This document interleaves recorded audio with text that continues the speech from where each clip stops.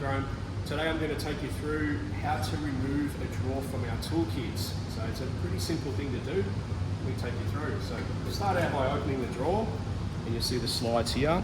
What you're looking for is this little tab here. So one has to go down, the other one has to go up. So this one here, because it's already up, needs to come down. So you hold that down, and moving over to the other side, this one comes up.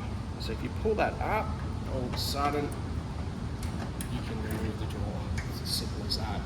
Now to put it back in, it's really essential that you have these drawer slides here, these ball bearing slides right to the front on both sides. And then what you need to do is just line up the slide here, making sure it's in. It's a bit difficult with one hand.